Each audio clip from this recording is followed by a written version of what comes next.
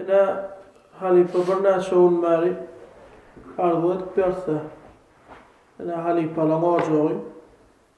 Bir haýdyn alanda da gatty Türkmenistanyň ýol goýan halifeler'in maşgarasy, semýasy.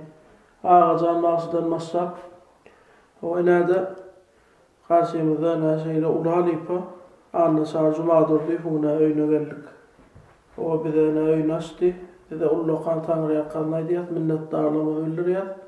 O bir şu sunat ýolumyz barada şu näçinji ýyl o şu oğluňyz şu awada o özüne doğanyňyzda hanna bilen bolan ýagdaýlar, öz sunatyňyzda, öz durmuşyňyzda, öz döredijiligiňizde bolan ýagdaýlar bir başdan aýdyp berdiňiz. Bismillahirrahmanirrahim. Allah'ın oğlunlar benim sizden yaman kat minnettar razı birin şüedyen işlerinize katı minnettar da bir köp yerlerde bular yani işleri yetip olmaz o işleri sorur. Ama bizden ne açılır öngöç giden halifeler var onun içinde de şuraya yani edilmedikler kendi içinden bizim bilmeyenler ki. Onun için ben katul minnettar oluyan katul beğendim gelinliğe de beğendim. Allah'tan belki soğunu olsun ben inni yankı bir kızıklanan zatlarına bir kızıklanan zatlar da halkın Türkmenin hem millette de halk kızıklanıyor da soruyor zatlarını. Ne birinci ayetsem beni aslıma vekil varlarlı. Ne şu takpirin çağı diyorlar, oturun ovamıza, ne ben ödeyimde oturdunuz. Ben ödeyimden oraya benim stanım bir şairdi. Benim bir stanım ruhu sütüyeni alı. O sebebimden katı bir halifeler geçiptir, onun izinden yaşaymak sol avrayı saklama mangat derken ne olur? Yine o da canım bir gençlik bir yerlerde. Sunutun ne eylik zattığına hem ki bilye bir yaman kat ağır zat bir. Nerede o zaman solo o arabot nişte arabot değil yani. Vekil valla sıranı değişti, şehre değişti. Ulun sen arabot tutun mu ya olmadı termanla mı ya göktü pırıncı da beri. Pırıncı tutun değil onu. Sen haneden oğuzunun mu? Ya ben oğuzum anlatıyorum, orada anlatıyorum, oğuzunun diye soruyor ama. Ana bazı oradan sözatları nemeden düşürmürler oluyan, ıskının kaçmırlar onun için. Ayağına mıskını açmırlar, eline mıskını açmırlar. Sen son kısırcık konmursun, mutlu olacak olsun. Şunun için ona 57. yılda doğdum. Köp adam nerelilik mi, nencelilik mi? Bir yeri. Ayal köpçülüğü de mümkün de yertifadım oluyor. Sonra yanlar ama sonra cevap edip sen geldiniz zaten cevap vermek için geldin ne bileyim. O maçan aradı.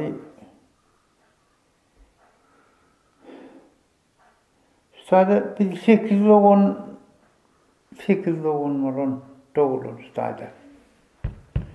O ilkine eğer baştan başladık sadece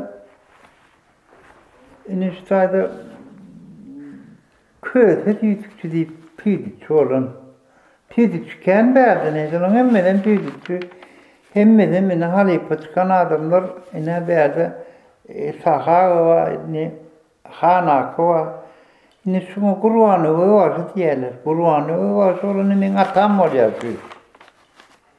ne sadece da son şairleri son bağıram Kur'an'ı var bağırsın her ne sadece ne şunu da ağadan olsa değil yani 1905 yıllardan sonra düşüyor. Ne şu adam hem baksı olun hem tüydükçü olun tüydük koyup kıyır vermez ekenler. Ne yazır onu soyordu öğretyen yok. Sebep ol anlatıyor derler. Ardiyan temine mi ki olmalı?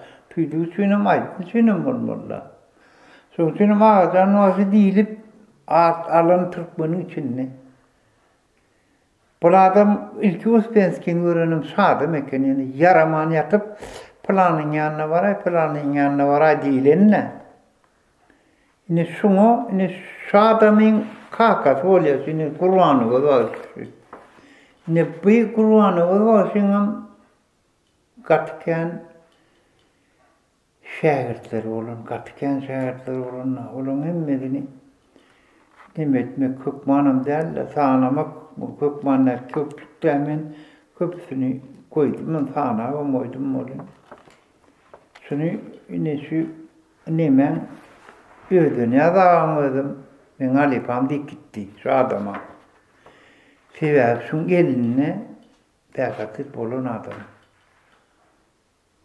bulunadım soğudu. Oradan ne beğendi şu kitap şu ne hanede değil yani. Hanede şu.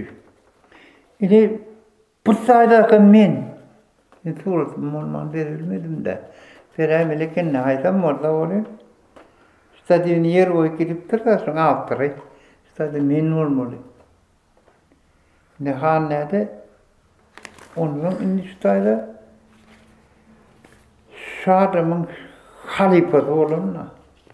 Ağacan tüydükçü değil yani. Bağışlık. Ağacan var şeyini hazır.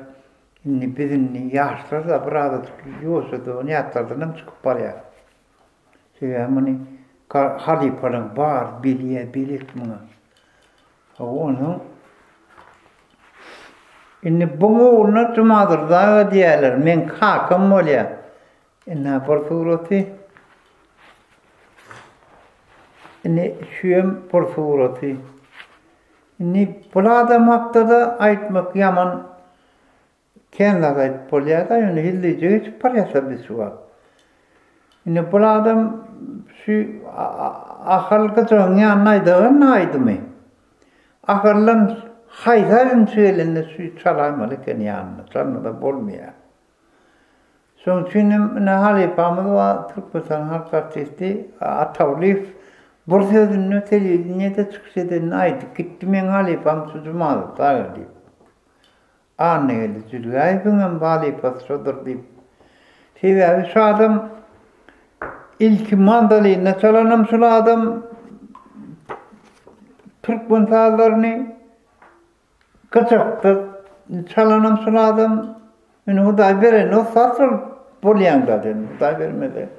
Polonu. Bunu polya edip şey deyip koyuyor. Sonra ne şu 50. yılın emekçi. 1950 yıl. 50. yıl akordiyonu zikrettirip bilenim yok. Yeni de şu halife oluyor da ilki Türk mızağlarını çalın. Yine akordiyonuna taksatılan arasında şu var şehirde mi ne görüneyendir. Şimdi şular yani men bunlara kakam ya atam deyip aydın nokta size var bir hili mert halifalar diyecek olanlar mert giden yine bir an kıtımadır da umulu olurlar mı? Hanede şu. Yine şu moda ne versen sarı bilyar? Bilyar da payar. Ne versen sarı bilyar şu adam. Ben buraya da bana tüydük sarp verdim. Kargı tüydük sarp verdim. Ay oğlum kıyınlattı. Zordan kısa sarıp verdim onun. Ben o çalyan remedim o kol peşin tarafından üflemen, eyle tarafından üfler. Kısa sarp verdim onun. Oturuyorum ben landım. O başka olur. Yine bir Moskova'nın torunun Moskova'da elki tarali Han Kapur diye bir mağdarıktır bir. Hindiler yazıp, mutluasat öğren olup, ustad adam da, ustad buluyor adamı. Moskvan turan adam bir Han'ın kiçidi. Bayramdır, diyorlar, bayram nerede? Bunu şu bayram şu halifası, şu hanın, şu halifası. Mene halifam şu adam. İnne bana yazılar var. Filattan ne diyeyim de orada. Bana yazılar neden verebiliyen. Mundu saatte yazısı var, akademide de yazısı var, şunun. Onun İndiye de vereyim, var onu hazır kısa arada bir yerde her gazeteli tapımı onu. Tapımı. Ne şu halkın içinden çıkmadığı adamlar sularına anladan öyle. Men vardır ne anlatıyorlar mı? Benim marketim var ya.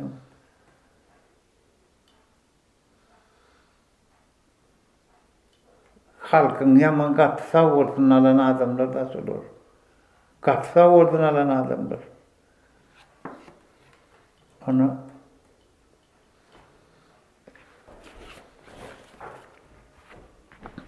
yine 50 yaş toyunu öyle çekti. Hudurnikten da hanede değil yani. Şu yine $50. Şu yüzünü öyle çekip ben $50 toyuma çağırıyan deyip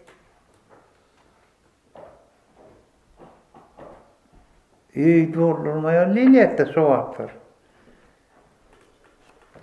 Ne şu doğrulur şu. Ne şun yüzünde bir yadıyarlık deyip anlıktır da yani bir padarkı verilenir de bir yani şununla bir yıldır yaktı deyip güvün ettin de şular bu kadar çok öyle ne şu ayarlı onun umursu hanına umursu şu. Ama bir aşka vaklı ol karla ahalla yazıyor. Turumuza çıkan yeri ilk ahalman. Yani şu görünüyor değil mi? İngolimiz, ayetimiz, ne onun kişisi hazinemiz, ne bunimiz abba. O da canı şükür bağ bütçesi. Onun kişisi bir yemin onun kişisi. Doğru görünüyor değil mi? Şunun bir ördüğün çalıyor da. Bir ördüğün çalıyor, şunun kurul verdin, bir ördüğün çalıyor. Böyle yani, oğlum razı da. Bir de otur da. Hava. Maskalası. Beğenmediğim çalıyor. Ente doğru değer verilmedi de doğru verilmedik davlatları. O zaman ha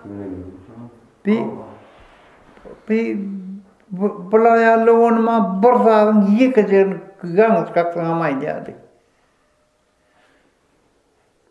Sen cümlem için durdağı kakka, yamırlağı beyle kakka oldu, neyle kakkan deyip biliyordu. Onu deyip bilen yok, başlığını öğredim deyip bilen o köpüsü. Yine bunun sözün ortağıkı ünfü, bunun sözün ortağıkı karlan nemesi ayıp durunur da. Bu sorudan neyen sorudan da.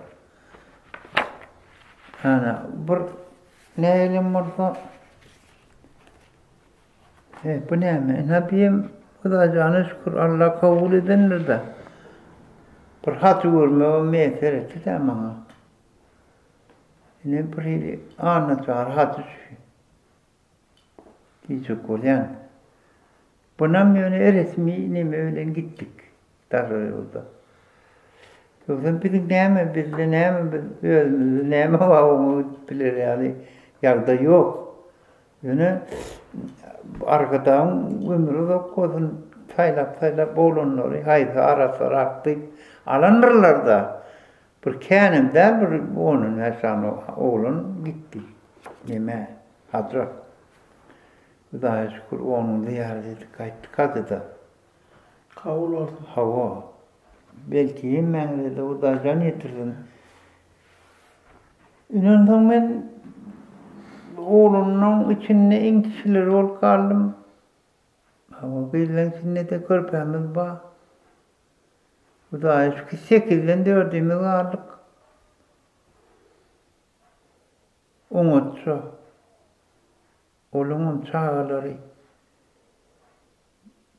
çalya naramma içinne haydiyan naramma ne artıklara beğenyen bulan içinne iyiyenden ana nemedip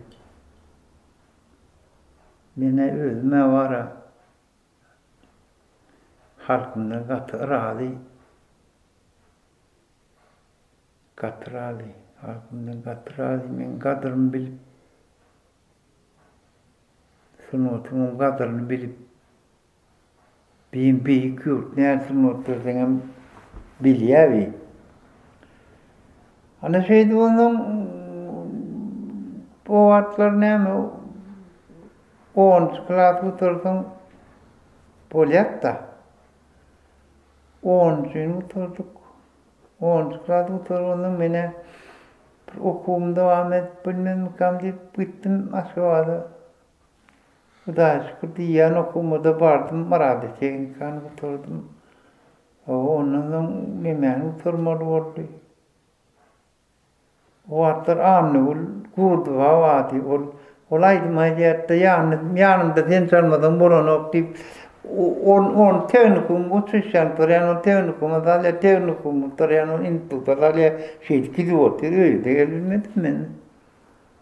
Anladım bu da şükürün en sonunda nedeni tutun tor kaçtım.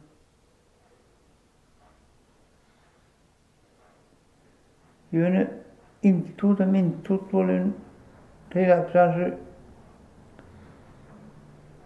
Allah'ın özü versin ne? Allah'ın özü versin. Benim o maydanırım. Allah'ın özü verenliğine ol hissatlı din olmaya. Sen onu hissattın korkun yok. Bir mevcutlu ömer ya da sunutun taşından mevcut görüyor. Sonuçta sunut diyen yaman ağır zat beni götürecek olan katkın zat. Sebebi sen maskalarına ödün ki değerli hali. Vaktini görüyle oğulları. Gece onun iyiliğin üstünde. İyiliğin üstünde.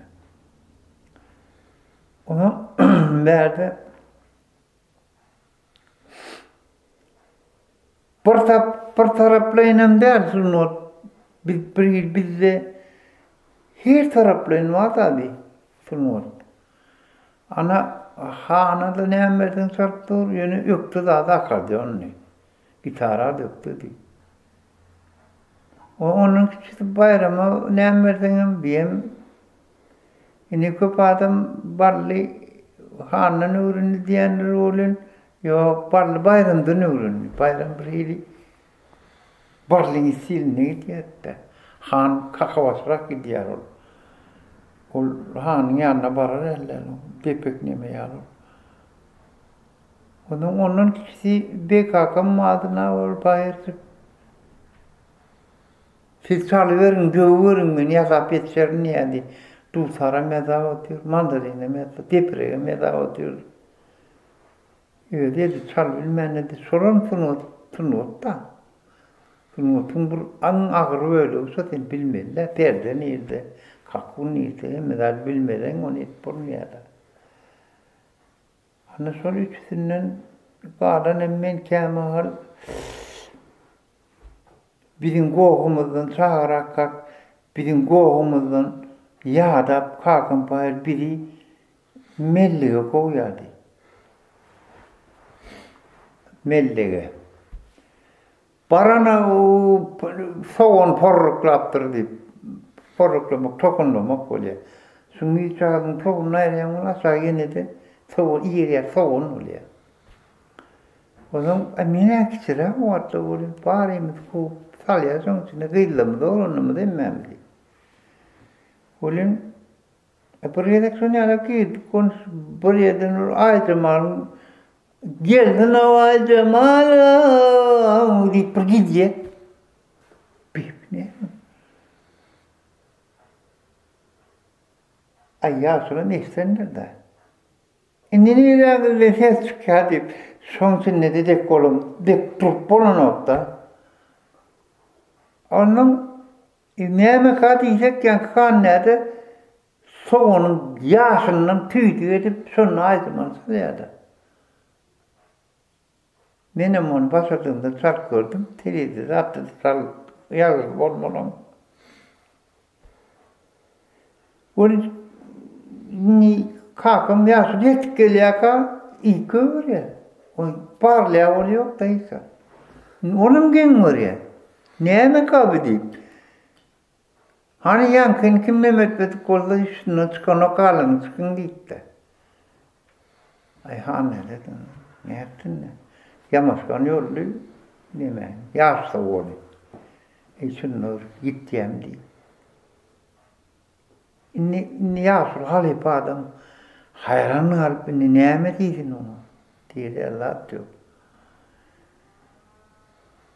Kandır aparacak değil ya da o atlar olur. Bağlıca geçiyor. Sanmayan ne mevzi. Şunun mandalincik demecik yasap ta takıp bana veriliyek de sarrın deyip. Şun yer bir hili maskala suy. Şun yer bir hili maskala. Onun ne yapacağım bilmeni içim murtavada ünlü deyip filarmoni değil ya da var. Filanını bilenler bu köpüğümüz filarmoniye neyemediğini. Başına çıkıp kandet verilen nemesi vardı, bölümü medeniyetin. Şuna İsa'lılar onun son istemeli oldum ben. Ondan daha sonra olduk. Dağsartay nemelerin aylanlık. Marin içinde de Kastrol. Kastrol'da da Türkmence. Ne mi diyeyim olaylar? Ananın gelimden sol okuğunda girilmen etmen işten var da sen onu girilmeden hem iş sana büyür bile naklardı. Onun bir yaş söylenmedi, orada ne diydiler, ılga vermediler. Ne diydiler, ılgadık, soğatlar. O da okul devam etmeli oldu da. Kullu bana miyesir etmedi, biraz yara bulduk kullu. Kullu edebilmedim. Ana şeydi onun bir hil yaş tuttuğu yaman hedilekin goğuken. Katı yaş tuttuğu, katı goğu nimeleri düreyerken onun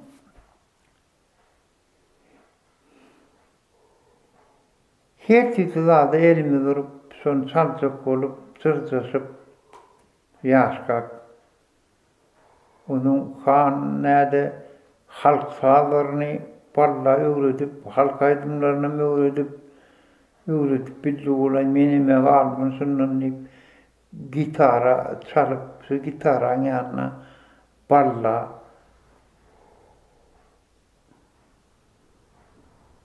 vardı bir de toya gittik. Toya gidiyorduk da 76. 77. yıllarda. Onun sonunu yaşlanaydım değil ya da herdir. Orkestrada oldu ya da şu orkestrada kaydımları gitarın yanına aytmanı birazcık uğurtturdum onun. Allah'ın ödeyip onu da nemeden de onun murva pulları aksana ve zat gidiyor da olsadan. Onun buna halk gu kavur etti. Onun ne gu yerine yertireyenler. O at gitarı çalıyor ama gitarı da az. Bana da toya gitarı var da birini vay gitarı eltirdi. Sonra yani sağda ayın görmedik neme de hatta ve birini kovutup edip yürüğüne sarıp bildiler sonra. Onun parla diyeceğin adamı öğretmen mürekkel Allah'ın öğretmen onu da yani şu halife diyen duruma halife duramolun var son doğru edilmiş galip olmalı. Sen dünya ininde sen hiç bir formasız inýände. Forma demek şekil. Sen hiç bir şekillik değil adam bolýan. Şoň üçin birsin şekil salmaly bolýar. Oňa da şekil salmak üçin tegelik gerekmi, 3 burç gerekmi, 4 burç gerekmi, soraýarlyk şekil gerek adama. Onu tek çağır, paltıkçada yatan hatta ol. Şoň galypa salmaly, şoň sen aýdym orada bir näme de orada bir galypa salmaly. O tapağa saatini otmaya kuruluşuk mu? Hiç ol belli değil. Näme de orada da şonu galypa yerläbilden şol şekilde de şol ömrü tinçe gidibilýärdi. Şoň üçin şoňa salynan barlyň özüm şondan taýynna. Şol uğruň özüniň näme diýdiňi bilmeli. Aýdyrdyň gidesin gelýänini bilmeli. Haýsurdun gidesin gelýär. Onarlaň özüm saňa aýdyp durulyn. Medeniyet uğur kıyın. Katı kıyın uğur bi. Sebäbi munna sen ýeketer. Dünýäň yüzüniň sesi gulaňa gelip durda. Gulaňa gelip dur. Ana şeytanyň näderim Hudaýa şükür maret rawyny medeniyetini inni 20 ýyldy. Onu ýaşadýary. Hyzmat edip gelýär halka. Hyzmat edersem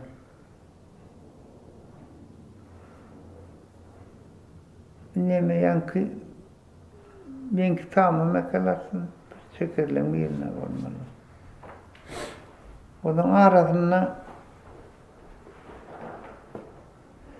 bir hili ägirtirip ýa-da ýekiýalam bolýan silapdan.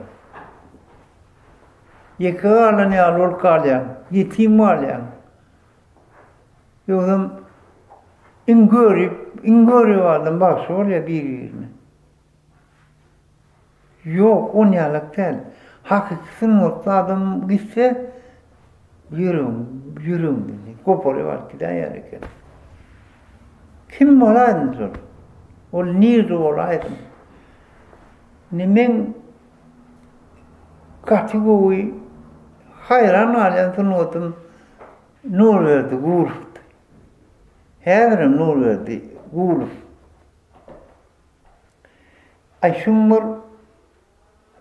Şumbur bokurda diýen atlary bar.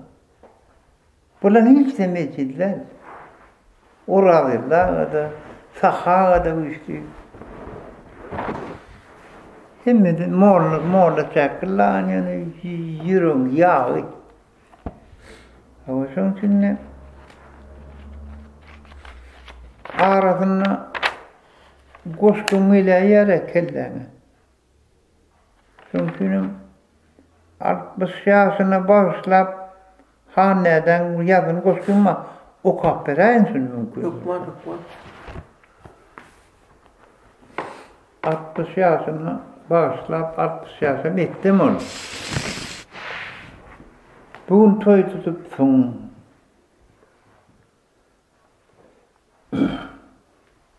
açyp güzegi. Ýaş toýuň mübarek bolsun hanede düşünýäňmi, isleýäňmi? İniň dizer mekan dutarlygy 60 ýaşyň zorsun hanede. Türkmen otunyň belin başy sen. Mereke toýlaryň güwüni olsasen, eýýän nirden aldyň 60 ýaşy sen, ýene de 60 ýaşy hanede. Ataň eniň ýaýnap gülebilmedi, üçde onuň toýa gelebilmedi, ýene iniň ýatlap durabilmedi, şolaň goýanlaryň ýaşy hanede. Düşünýärmi? Hawa galanyna şükür et. Maşgalaň bilen bir bilen köş sallyň başgalaň bilen. Anladyna atça ol enes bilen toyun gutlap geldik. geldik hanede. İl içinde senin belinttir adın, sen üçün farkı yok altının adın. Aman ağa Murat barlı şagirdin, solar sana gühür oldun hanede. Atan kurbanı oz ağacan bakşı, solarım boluptur il günün nakşı. Yatlar yeğenlip ol şükür vakşı, solarım devamı bolun hanede. Şükür vakşılarını daha yeğen ol gidiyete bit. Nurhal Mehmet'i gördüm büyüğümde. Solun başını rat senin sağdığında nur işe sapalcan yoklu toyunda şairtlerin yaksap geçtim hanede. Sotta sözden ulu iyile yarayar. Sağdın dinlep gıyılır saçın arayar. Seni erenlerin öğü koruyar. Aydınlarıma anan aygın hanede. Neşü nencille yazılan nasıl? 2006 yılda neden öz nemesine de o kap versin ben bunu. Payır beğenli be. Niştalimin diyor, yazan koşkulum var. Nişuran bursan ki, neme kendimin nemeler oluyor. Son kupur, sonu da değiştirdi. Sonu da değiştirdi. Şunu o kaptırayım onu koyup verdi. O yılanın iddiatı sağ var. Ay onu falanlar da kene bizim yılan mı kadip gördük diyen adamım ken. Emin soları için emin bir halkın özüm razı bilsin neme deyip yaptım ben berdi. Sözün tindisin çok onu diyecek ol yani.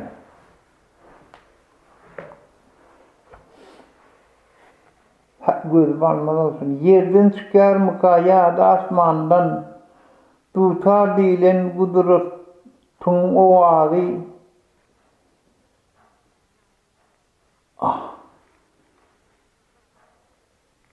Soğulma çok baharı yeni de yağdı. Sol sağdı ben sana çarp vereyim. Maral geldi sağlara. Maral geldi. Yiğit orada köymüklü. Uğur basıp uğrayarak kefen köynüklü. Bağışa deyip eli güllü çaynekli. Sol sağdan ben sana çarp vereyim. Maral geldiğini. Şu arasına şu maral geldiğini adı koyuyorum bileyen. Sağlara ağzı çıktı. Yadan da diyenler. Ol dağların bir sağ var. Ol dağların çeşmesinin çoğusu var. Almaları dağıtlı diysen hoşu var. Kim milyarsa neyse asriyası var. Sol sağlığından çarptırayım. Ol yılanı çalacak bol çekinme. Ola güzel giydin kara saçları. Seniyle tarif et kalan maaşları sotarım benden atarttırayım.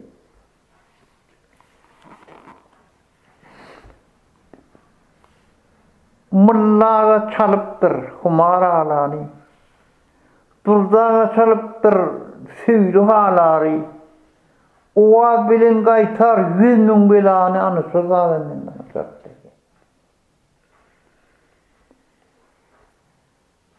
Barsayat bolurlu sağın şerefi, kimlerin sayadı gelir görüsü. Çıkar merekani, giyinden türüsü, şol sağın menden çarptırayım. Yeni bir sağ var, adın kim bilir, kötü bağı bilen şeyle dengeler. Eğer men aydadım, hemmeler bilir, anası sağın menden çarptırayım. Niştayda sağdan adı var. Yani görem. Şuları yazık kalmadan şuları mitip var yani hala kurtul buraydı. Bilendir bunu yani bilmeyen adamlar ama da. Yine yankı Goşkulun arasında sözler çarpmadı bir kampa dikildi bort biliye. Bort biliye. Ha o yani biraz Allah'ın bir sağlık verse inşallah men doğulur mu ne? İntek sağlığım doğulmalı yerleri var. O ödünüz bilendiniz yazık tiptiniz bir 10 mesane öd yazan sağlanma. Aydınlanma var onun mesela. Öd yazan aydınlanma. Men ödümün gidiyor aydınlanma onun var. Bir yerini düşünemelerim kadisi kolyen sorur. Bir yağda olsa reklamatı güçlenmeli, onun bir piyatmalı olur. Reklamatı güçlenmeli. O zaman sonuçta adam biraz uykulurak, kiyinilirek oluyor. O biraz uykulurak oluyor da. Birden nattırını yazıp gidiyorsun, çal gidiyorsun. Hazır tutarda sağlamak dileyenler ağır kat bulun. Son yürün bilen berendir o yaman kovuşkanlar olmadır için. Hemmede de olun. Kovuşkanlarlar var. Inni men 70'in 10'una kadar hemmede doğru katır gücümü etip turanak olun. Sonradan işleyecek olur. İnşallah da Allah canına o bir geçenler var bulan hatırı düşün. Ne şuran eğer hayfını ne kadından tutup gördüm. Men halifam deyip geliyorlar o. Onun biriyle kol kitleyen de öldüm be. Men arkam sonuyalım ka. Güçlüm ka değil. Onun sonu tıvırdat oluyor. Allah'ın özü bir algılım etmedik olsa o da giden olur. Derse kalıyor. Sen ne çağırlı ver. Sen ne çağırlı şükradın bolaydın. Yine manadan adam sonuyalım. Yan koşkuda da kavatı denir. Aydanır men. Sen altının adamda değerli baydanır. Bana en büyük zat, en kımmetli zat halkı olup geçen nasıl adamları? Halkı. Onun hem yerde ait olmayan bir zat var. Bir sözürdür, nesi diyen zat ömrüm edilmedi de. Nesi diyen zat bir hanım edip bilmedi sonunda onun bir mene neşeli görmedim birinem. Da canı şükür. Onun yaş gidenleri var. Birazcık nimerak gidenleri var. Öterak gidip nimerak yaşanlarım var. Yönü ne elun ne yazıktı da tunutlu yaşadık. Daha şükür tunutumuz var. 2 sancak oğlum mane biri arsancan hizmet edip ölür. Birim batırcan. 2'den tunutlu. Daha şükür begeniyen. Hava ol hemmesi ol. Na birden tunutlu bileyenlerler olun. Men gönümden adı çıktırdı da satın otun go olduk da. Goğrak olduk da. O 2 sancak oğlum. Bir kıyıca aldım vardı ola irre kayıttı.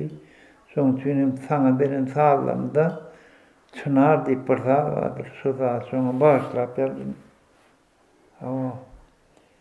O sağlam bu sağlam bir umid etiyen de bir nime reklamaları, zatları çıkıvermeli oğlum. Bir iyilik burada saklap durun yani. Yoksa çalın yarım, aydın yarım.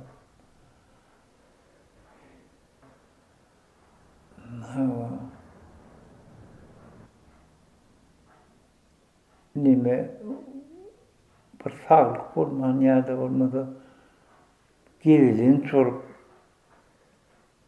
taşa yurtlara, esenge devletlerine önleme biledik de bunun da kâin bolluk şu kâin orası onlamadın sağlarını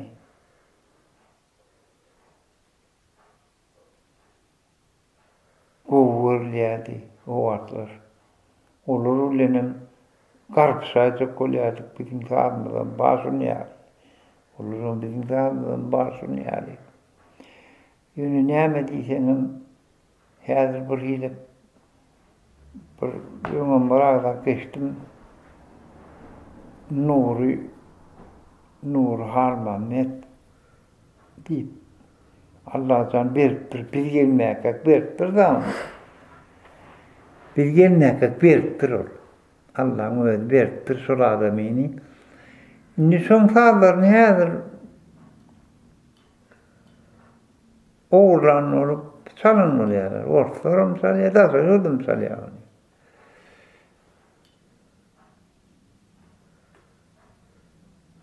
Şimdi çalda ne diyorsun oluyor gördün de onu.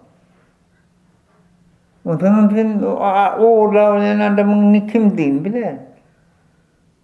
Onun bir adına da kaça bir yerde. Oğlum azap edendir. Oğlum son yalanla yumurtacık sağa ol beyine kıracaklardır derler. Onun yalanla atları. Hazırım Leyli Murad'ın orkestraları din çalacak oldu. Son notasını öpsün sağlarını çalıyor diyor o. Sonra ne malyanırlar da. Hava innen nasıl çağır? Ağdırıklamam çalın oraya. Çalyanlar beğeniyen. Evvelce sonra onu oturlandı ben ne edeyim başka. O da şükürüne gelince o ayağımda. Allah'tan dönüyorum. O niye Allah'ın ömür verdi. Yaşap vermeliler. O da şükür yaşap vermeli. Bir vatanımızdan görüyorum bu ağzıda bir umut tarih pernah pravet nemen bolip bernerving gingra bolip yaşap vermeliler bunu. Hiç iyilik neme yok. Mesele yok. Sonyalı yurdumuz var, bizim koğu yurdumuz var. Allah'tan dersi sonyalı devam ediyorsun. Sonyalı afıda, sonyalı borçluluk. Dünyanın gidini bilmedim ben, bağım yok mu? Hava sorun orada değil. Şimdi şu halife öğünü şu hayf orallardan başına çıkıyor. Yani şu abedi saat halkın içinde edilmen öğüdüm. Duğtar çalanları görüyen, gitarı çalanları gördüm. Başka da çalan saat orallarında var mı?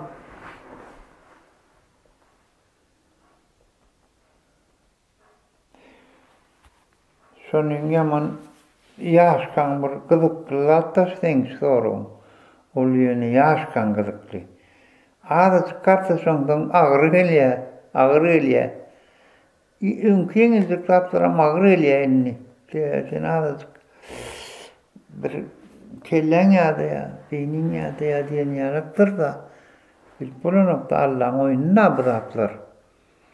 Son günüm Filaptan bir neme dua diyemedin. Aydın mahanem onları tapadı. Son çünkü kapınzamadım o. Sonra ben ömür görmedim orada bir onun aşkına vaat gerek oluyor. bir nimesine bir yanına var içine girebilsem şurada gün onun yaşını diketli bilen. Şu ne çalınyanı tapağı kim olur? Haysi milletin ki. On tapağı yok bana. Bir Allah'ın yengilik berýän de menen birine doğramarlar. Ya öwrünmeler. Şoň üçin aýdýana karga tüýdük. Biriň özüniň da kargy tüýdük. Tutarna birinki. Şu zatlardan tabağı kemmedinden sol ýaşkan men wara çalanylýardy. Barnam çalýar men o.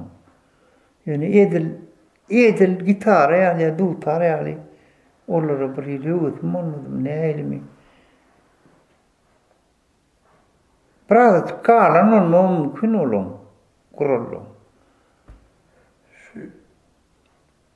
Yine siz sağdan hükümünü halkımı tanıya, yani şu yankı yumor uğruna da bütün her halkın içinde bir diyalog yaş oğlanlarım, hatta yaş ulu adamlarım, yine şu haneden urunları, yine yaş ol, hanna çağrı edip yine yumor aydiya deyip halkın içinde kendi kurumlar oluyordu. Şuları bir ne hilek yağdaydı döröt yani dörümü.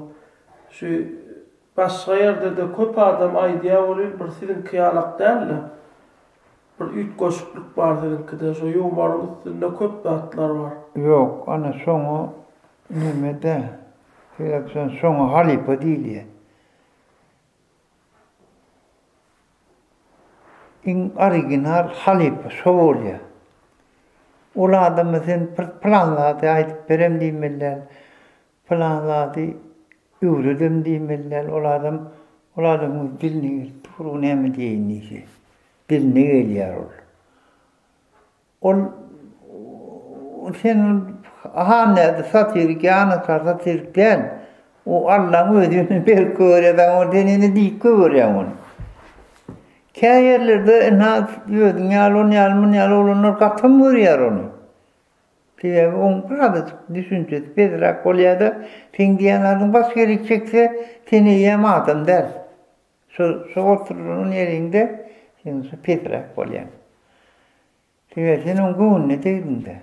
On güğünne değin, sen güğünne değin, on ödü, şu değildin mi kan deyip et ya, onun karnının son kadiye de, sen demek kılan kalayan son için utan derleyen sonun.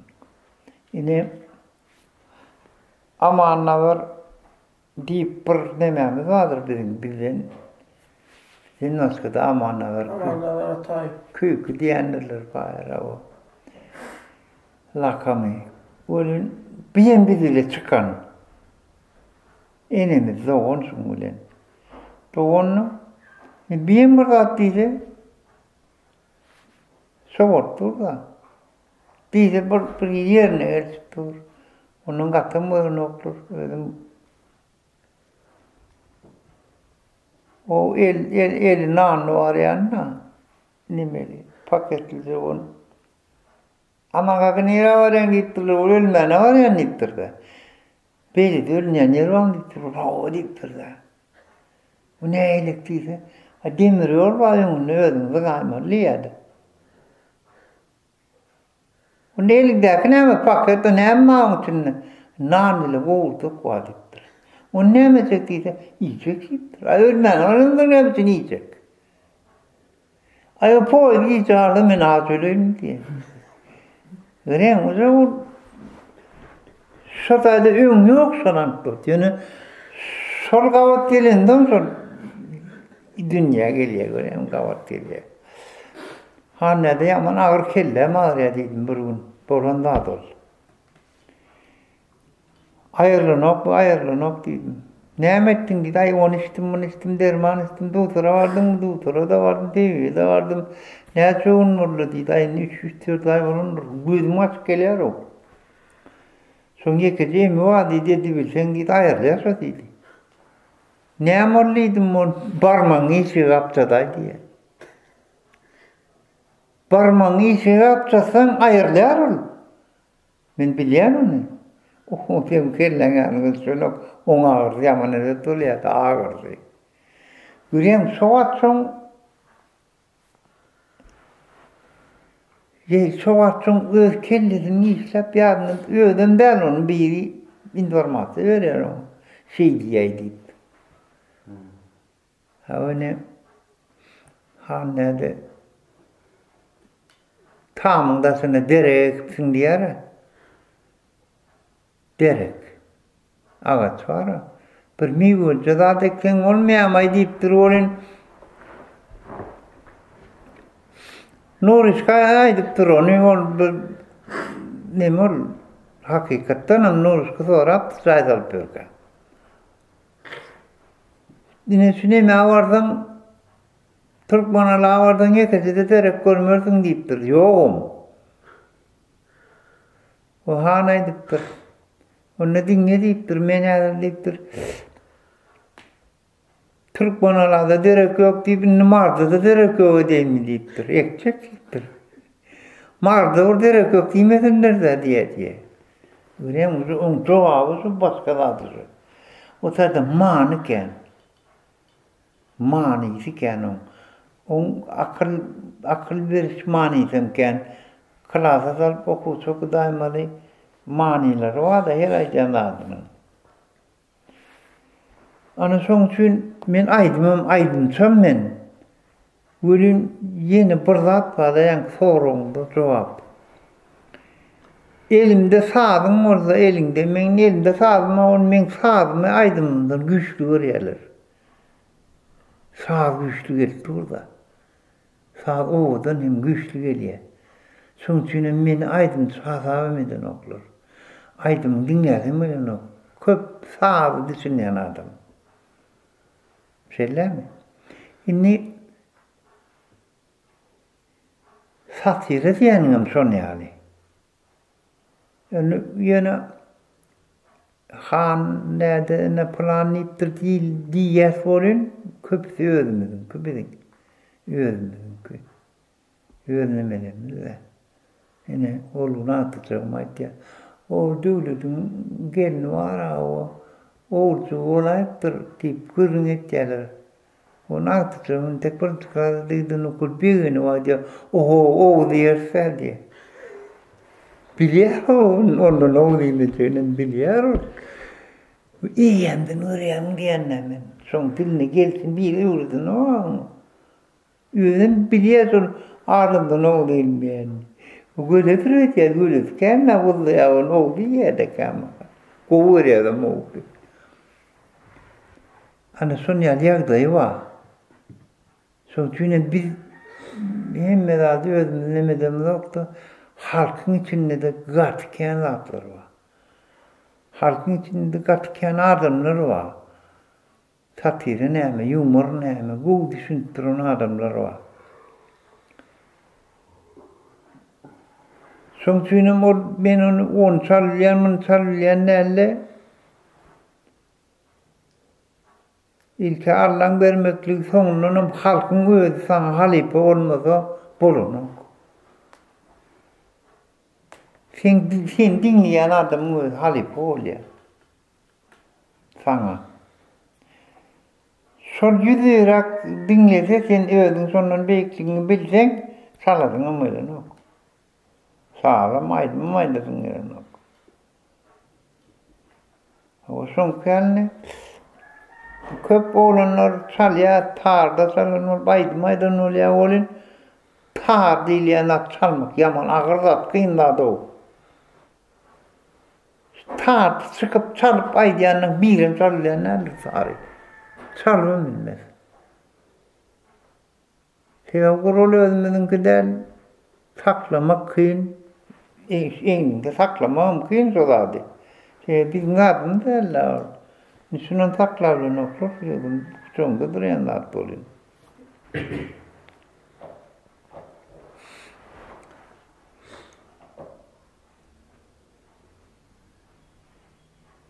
Kıyınlar. Şunlar katı kıyınlar. Sever. bile halka hizmet eden oğlunumuzun köpüse kayıttı. Birinin yıkayarak kolyanda şeyleri o planı tanılı nokta talantı sunutlu tanılıyor soradım. Her bir yaştan içinde mi düğünüm ayttım kendir. Bir yaştan dinler alım del hedir olayım. Yine bir Hacı Dağı Pervana'nın güçlü çağı olup geldiler de gelinlerine. Onun o adı dinlemesi değil de. Onu da şükredelim dinlep durdular oğlum. Ana ulu halipalarına sorar ana nemi morlağı ve morla çekli. Bir nur verdi ulva, nur verdi ulundan pokurdukta ediyen latlarına hayran alır, da çocuklar hayran alır. Pokurdukta ne et böyle o latları. Yoksa beni çokçular diye, kumutlar diye bunlar bir ses çıkarını kaptanına ama ses çıktı da kızın dedi yani. O latlardan 10 gün yanına hiç alındı, nur verdin yanına. Onu sen Türkmen'in ya Planeke'nin diye noktası dinliyor o bağladı. Bağladı dinliyor. Şimdi şu Türkiye'de var toplanan zilluğun. Bir yıl sonra verir ama sünnetçi doğun, tekiz doğun.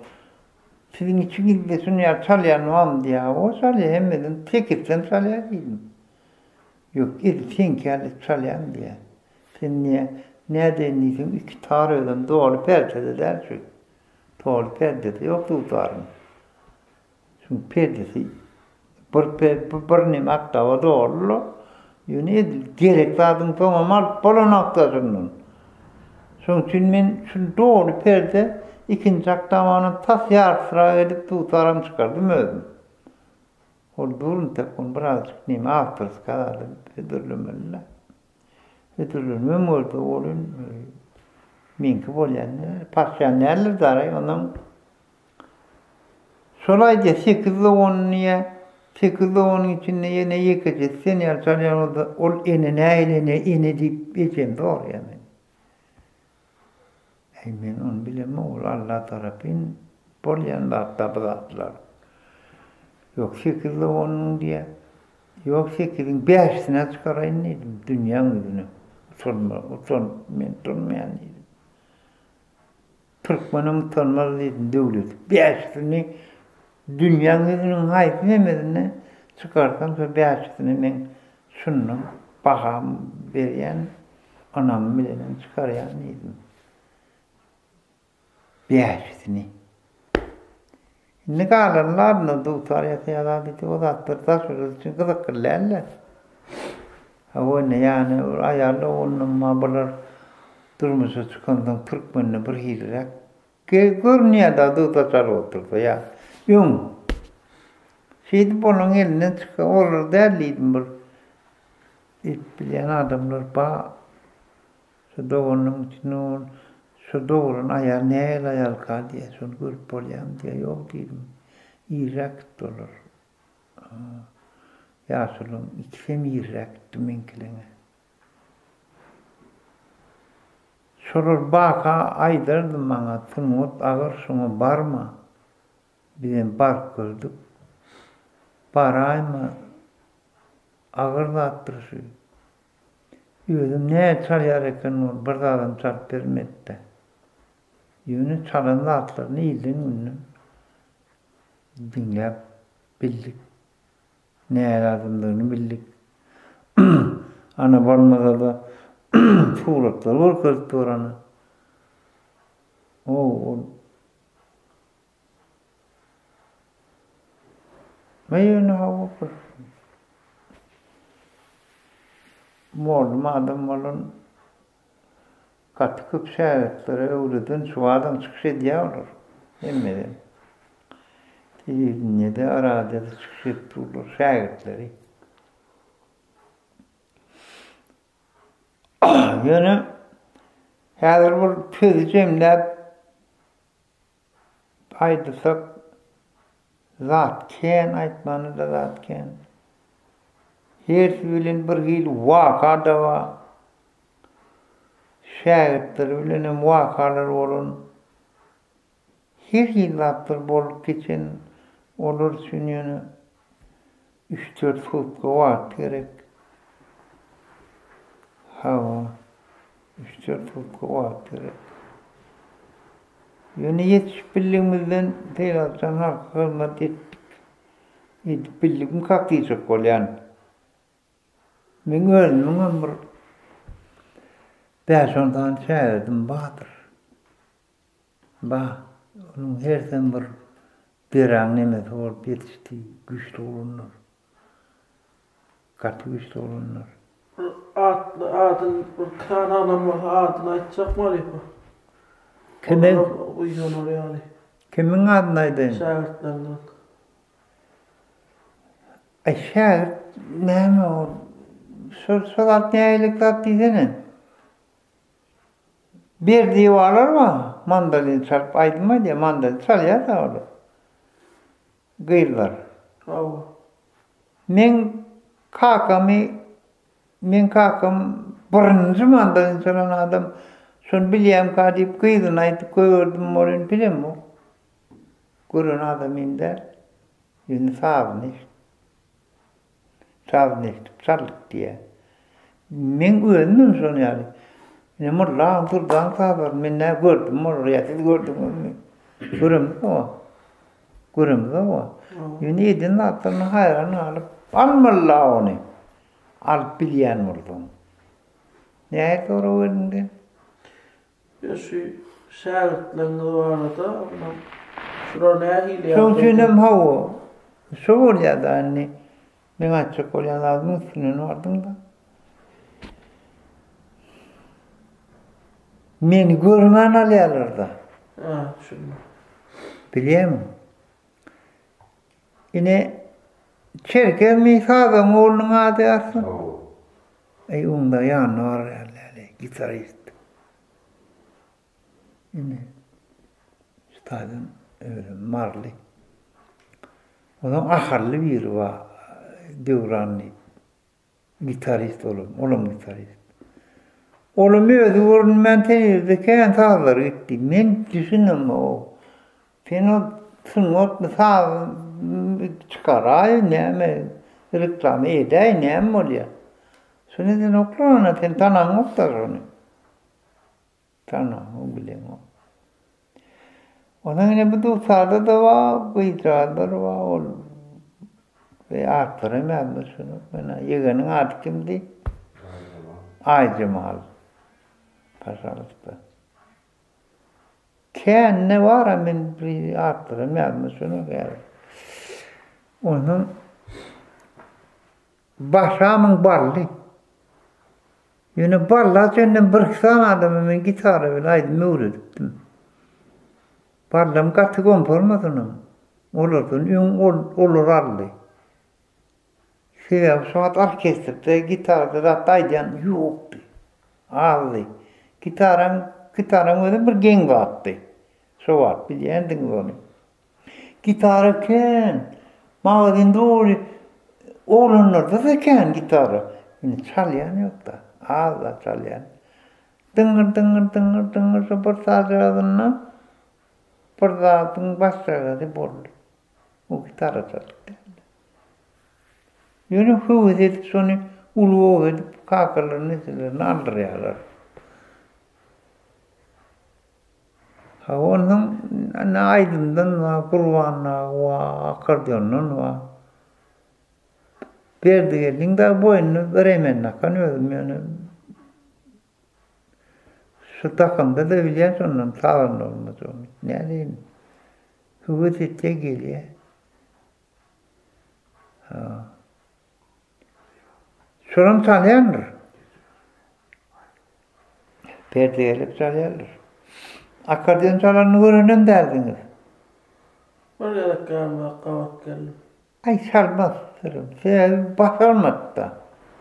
Yine gitara vurguladım pehlivanı yüzerek. Başarmadı. Başarmadı. O zaman pehlivanın yanında 4 turluk biri vardır. Yürün yarıp parayan rollerini çalsa. Onun halife yaramı okuyun ne dedik bana sen diye. Men görün olunum der sonra. Şun bastıyan olunum der. Yönü men Soturdağ'dan açmayali kafedetin yayına vurdattan bunu diyen adını bir sonu yeni arp bildiğin ödü gereken der o. Anı son yar olup öğrendile. Halife dilini de hükman olten öyün var nimet. Yani parlıydı yattı durdu. Onun nime anlaman bir yatıp durdu. Onun saparı etti bir yatıp durdu. Ken olur katken. Yine sorun hersinden burada öğreniyen hersinden burada öğretitin ile. Şey olur bir öğretiyor de Halife söylese. Halife'nin şu bir bollonun haysiyeti yaz. Şu utarda bir kısa ne yuvarka. Pen Goğlak diyen, Goğlak sahibi diyene şuna bir yönü koydu tutardı ya, toklu değil şu. Yönü her bir dinlenirle toksuz dinleyecek olun. Toklu ol, sesin veren ol. Ne şu hava. Hep canlı değmedi, portasal yararken neme. Mallaga. Sizin tektinge kurumda onu. İvisi de yok olma mümkün. Başardığından konserperine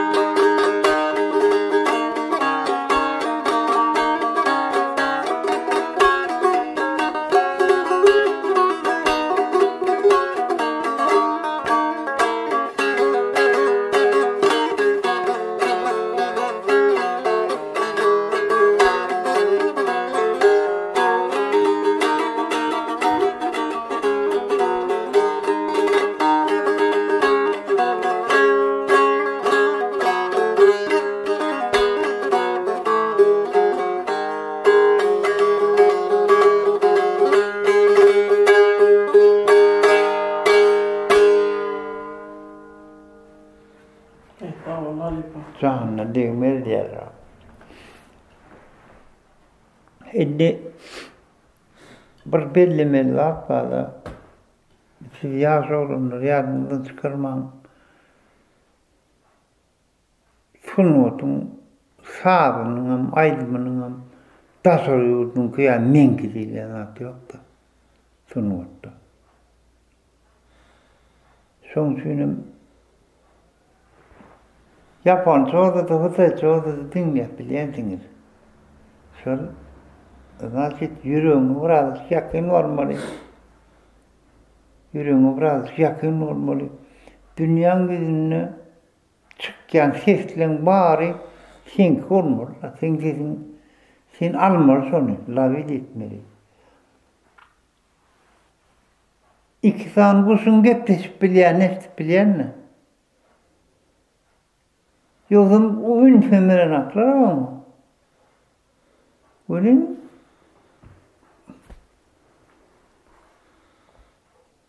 yani son yani nimeli olmalı, mutlu olacak oldum. Hükman onun mara pırdat için, ten için dünyanın yüzüne gelip sen dünyanı oğlunma için sen dünyanın kızıklanırma için gelen olma mümkün ne? Sonuçta onun sağ olduğunu yapman lazım. Kusura onun geplek burada. Son yani arp bilmeni öğrenmeli. Vay sen kulun ya, vay sen kellen diyeler de, o sana bağlı zaten, o kellen yar kellede. Son o var. Tabağı diyor, o böyle olsun, kusur, tabağı diyor, yani şu dünyanın sesi var, sesi. Arif abi oğlanlar Ayşe diye yine doğru mümkün olsa yankı gururun bir aşağından ses koyaryalık bir yankı salyan sağlığında bölük bir 3-4 saat geçip sat beraydan. Senin arsanla çalan yoktur. Yok. Sabır diskiniz var. Ay şu yaman gerek de sana koyun. Şöyle mi dayadınız? Yo o değil, onu ağlı kurata tarsın. Sorur gerek tamam. Şunu ömrü edip yakla ver kurumda bereyli.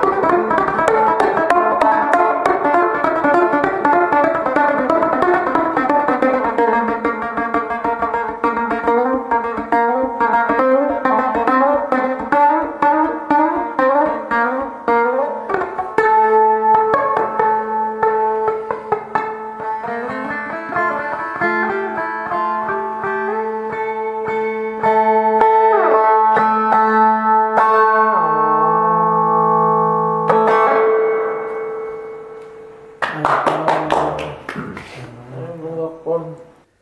Ne halipa hala maitsumda yanna ozoğuna geldik. Oğuzlar yani yağıtacak bolmuna ne çoğat bir arzu edip gördüm. Ben ana öğün bir kıyıdak gelip gördüm. Oğuz yani şuun hadan bir bilçüğün has qoğundan bir oldu sebebisiz bilen birinci kıyıdak yağıt edip görüyor. Oğuzun için ben katı minnettar Allah can şu sağalangının arasında başını dik gördüm. Genne zaman bilen bile zargı sağ oldun sağalangının başı dik gördüm. Artıqlanğından başladık. Oradan şu yolumuzu o bir neçe vaattan mər gelýän o yolumuzu hiç vaat kemelmedin. Belki Ama ne deyip orada yine de o sizden mukamlara garaşýar, sazlara garaşýar.